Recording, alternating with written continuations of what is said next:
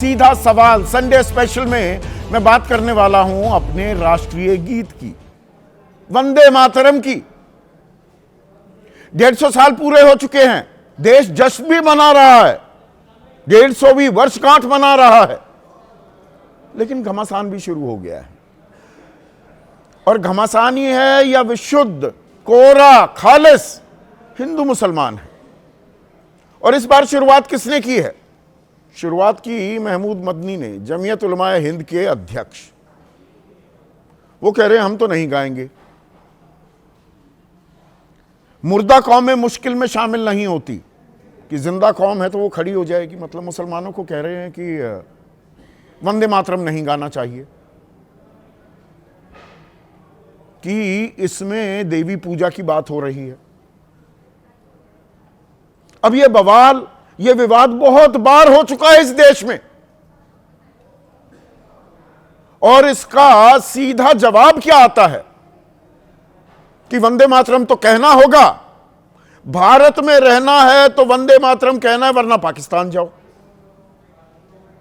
राष्ट्रीय गीत का अपमान क्यों किया जा रहा है? यह देश के विभाजन की कोशिश है, एक और कोशिश। लेकिन अगर आपको मैं यह बताऊं और यह कहूं कि भाई सड़क पर, और मुझे कोई आपत्ति नहीं, मैंने तो स्कूल में वंदे मातरम गाया भी, आज भी गाकर सुना सकता हूं, मतलब भी समझा सकता हूं,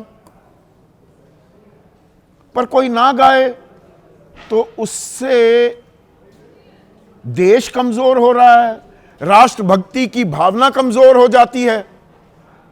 ऐसा कहने वाले आपको यह बताना भूल जाते हैं कि दरअसल संसद में, देश की सबसे बड़ी पंचायत में, कल से संसद सत्र, शीतकालीन सत्र शुरू होने वाला है। उससे ठीक एक हफ्ते पहले राज्यसभा सचिवालय ने एक एडवाइजरी, वो दिशा निर्देश जारी किए हैं सांसदों को। संसद में वंदे मातरम नहीं कहना है, बाधित है, प्रतिबंधित है। आप कहेंगे क्या कह रहे हो संदीप? जी हां, आधी अधूरी जानकारी आपको परोसी जाती है। मतलब सड़क पर वंदे मातरम कहना जरूरी है, संसद में यह प्रतिबंधित है। सचिवालय ने बाकायदा एडवाइजरी जारी की है, और इतना बड़ा बवाल शुरू हो गया है। एडवाइजरी किसने जारी की? राज्यसभा सचिवालय ने, सरकार के मातहत आता है। उद्धव ठाकरे, ममता बनर्जी कह रही है कि हम तो कहेंगे वंदे मातरम। कमाल देखिए राजनीति का, वो कह रहे हैं हम तो कहेंगे, वहां पर सरकार खामोश है। महमूद मदनी बेगानी शादी में अब्दुल्ला दीवाना, एक बेमानी सी बात पर बिना बात का विवाद जो वो किए बैठे हैं, और मैं कतई इत्तेफाक नहीं रखता। जब सरकार ने, देश ने 1950 में राष्ट्रीय गीत का दर्जा दे दिया वंदे मातरम को, तो भाई आप देश के हिस्सा हैं, देश के नागरिक हैं, तो वंदे मातरम तो कहना होगा। लेकिन पर सांसद नहीं कह सकते। किसी के गले पर तलवार थोड़ा रख दोगे, या डराओगे धमकाओगे कि पाकिस्तान भेज देंगे जिसे नहीं कहना, मत कहिए। उससे देश कमजोर हो जाएगा क्या? पर यह जानबूझकर हिंदू मुसलमान, सरकार मना कर रही है, संसद में बीजेपी सड़क पर घमासान कर रही है और कह रही है देश विभाजन की तरफ जा रहा है। और 6 छंदों का है ये हमारा राष्ट्रीय गीत, उसमें से 2 ही इस्तेमाल किए जाते हैं राष्ट्रीय गीत में, बाकी 4 हटा दिए गए। उसकी वजह भी आपको मैं बताऊंगा। पर इससे हम बलवान हो रहे हैं या खामखा की बातों को हम लगातार तूल दिए जा रहे हैं, और असल मतलब हम समझा भी नहीं रहे हैं। तो आज सीधा सवाल में हम बात कर रहे हैं देश के राष्ट्रीय गीत वंदे मातरम की। हिंदुस्तान में रहना है तो वंदे मातरम कहना है। यह शोर फिर से सड़कों पर सुनाई दे रहा है, पहले भी सुनाई दिया है, अब यह फिर बवाल कट रहा है। और इसकी वजह महमूद मदनी, जमीयत उलमाए हिंद के अध्यक्ष, अब वो कह रहे हैं कि वो कहेंगे वंदे मातरम पढ़ो तो पढ़ना शुरू कर देंगे, ये पहचान होगी मुर्दा कौम की।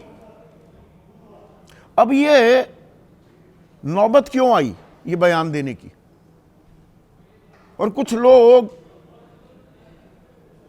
उनका पेट नहीं भरता जब तक वो हिंदू मुसलमान ना कर लें। गैर वाजिब गैर जरूरी बयानात ये महमूद मदनी दे रहे हैं, और उसका तिल का ताड़ क्यों बनाया जा रहा है, अब उसकी मैं पृष्ठभूमि आपके सामने पेश करता हूं। 7 नवंबर को इसी साल, ये बीता 7 नवंबर इसी महीने की, 150 साल पूरे हो गए वंदे मातरम को लिखे हुए। तो 150वीं वर्षगांठ हम मना रहे हैं, बड़ी अच्छी बात है।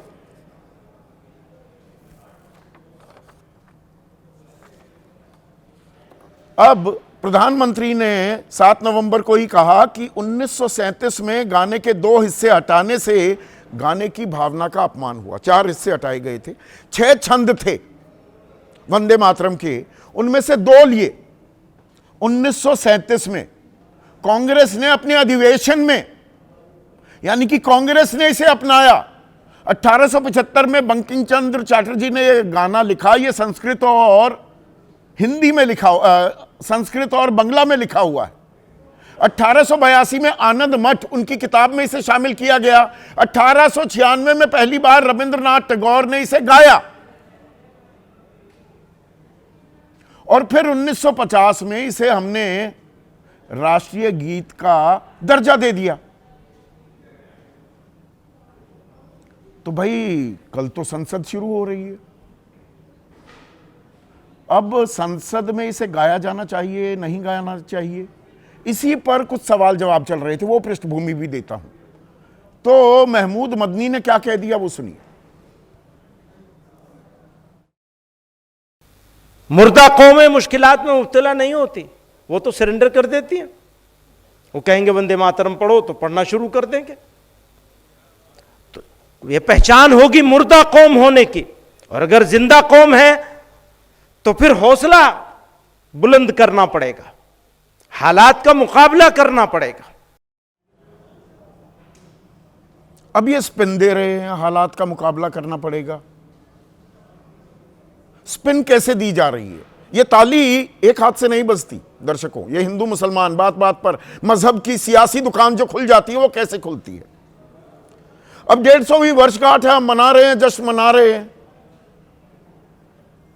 तो मनाना चाहिए था। पर 24 नवंबर को, अभी 6 दिन पहले की बात है, राज्यसभा सचिवालय ने एक एडवाइजरी जारी की। कहा सदन में वंदे मातरम या जय हिंद जैसे नारे ना लगाएं। ठीक सुना है आपने, 150वीं वर्षगांठ है, विभाजन की भावना पैदा कर दी कांग्रेस ने 1937 में 4 छंद हटाकर 2 ही छंद शामिल करके। पर सदन में आप वंदे मातरम नहीं कह सकते। ममता बनर्जी, उद्धव ठाकरे ऐतराज जताते घूम रहे हैं कि भाई हम तो कहेंगे सदन में। तो सदन में प्रतिबंध के पक्ष में है बीजेपी, उनकी सरकार है भाई। विपक्ष कह रहा है वहां वंदे मातरम कहेंगे, पर सड़क पर एक महमूद मदनी कह रहे हैं जिंदा कौमें ऐसे काम नहीं किया करती। तो हमलावर हो रहे हैं बीजेपी के नेता, कैबिनेट मंत्री हैं विश्वास सारंग मध्य प्रदेश में, वो क्या कह रहे हैं वो भी सुन लीजिए। मौलाना मदनी, हिंदुस्तान में रहना है तो वंदे मातरम तो कहना ही होगा। वो वंदे मातरम कोई धर्म से जुड़ा हुआ विषय नहीं है, ये हमारे राष्ट्र की पहचान है। और यदि वंदे मातरम बोलने में दिक्कत है तो फिर पाकिस्तान चले जाओ। अब ये देश में ना आधा अधूरा ज्ञान बांटने की सबको बीमारी लग गई है। देश में रहना है तो वंदे मातरम कहना। हमारी सबसे बड़ी पंचायत, हमारी संसद, जहां हमारे सांसद, हमारे नुमाइंदे, हमारे प्रतिनिधि बैठते हैं, देश को चलाते हैं, कानून बनाते हैं, वहां पर प्रतिबंध है। यह बात नहीं बताएगा कोई आपको, सिर्फ आपको इतना बता दिया जाएगा अरे ये मुसलमान ये वंदे मातरम कहने को तैयार नहीं है। अब इसकी पृष्ठभूमि भी बताता हूं। 1937 में क्यों पहले 2 छंद ही लिए गए? दरअसल जो ये कविता है वंदे मातरम, ये दुर्गा माता को उनके सम्मान में, उनके प्रति श्रद्धा में लिखी गई है, बांग्ला और संस्कृत में। अब इस्लाम में मूर्ति पूजा कबूल नहीं है, तो उस वक्त स्वतंत्रता सेनानियों में, जिसमें टैगोर भी शामिल थे, रविंद्रनाथ टैगोर, उनका भी यह मानना था कि भाई एक समुदाय को दिक्कत हो सकती है, तो बस 2 छंद ले लीजिए। यह जानकारी भी आपको नहीं देंगे। फिर जब देश आजाद हुआ, संसदीय कार्रवाई शुरू हुई।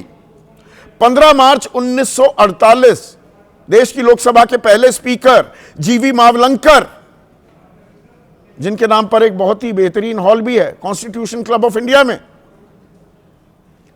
उन्होंने साफ किया कि थैंक्स, जय हिंद और वंदे मातरम कहना जरूरी नहीं है, सदन में यह नहीं कहा जाना चाहिए। और फिर 2010 में एक बार फिर इस बात को रीआइटरेट किया गया। राज्यसभा सदस्यों के लिए एक हैंडबुक जारी की गई, पेज नंबर 69.6, सदन की मर्यादा, शब्दों पर गौर कीजिए। सदन की मर्यादा और गंभीरता के लिए जरूरी है कि सदन में थैंक्स, थैंक यू, जय हिंद, वंदे मातरम या कोई और नारा नहीं लगाया जाना चाहिए। नारा बता दिया इसे।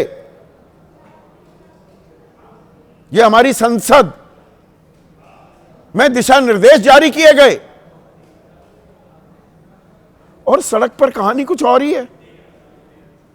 संबित पात्रा कह रहे हैं मदनी का भाषण ना केवल भड़काऊ है, बल्कि वो देश को विभाजन की ओर ले जाने की उनकी कुचेष्टा है। तो देश विभाजन की तरफ जा रहा है। ये एक बार नहीं, कितनी बार रोका गया, और जिसे गाना है उसे कौन रोक रहा है?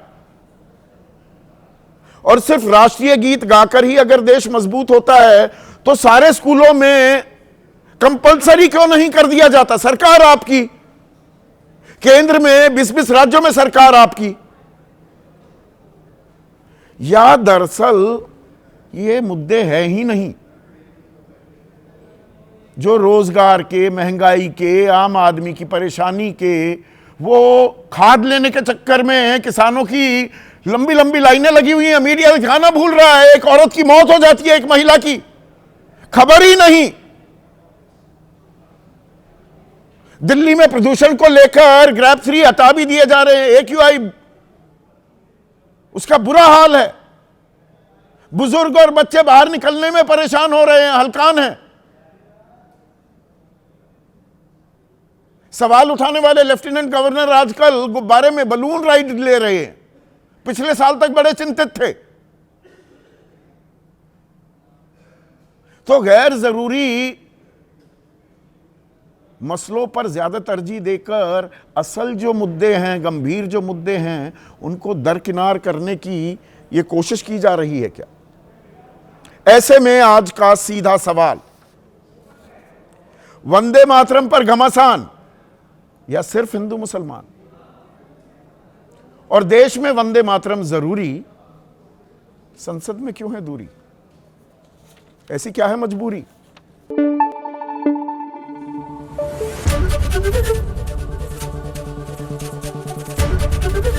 ABP न्यूज आपको रखे आगे।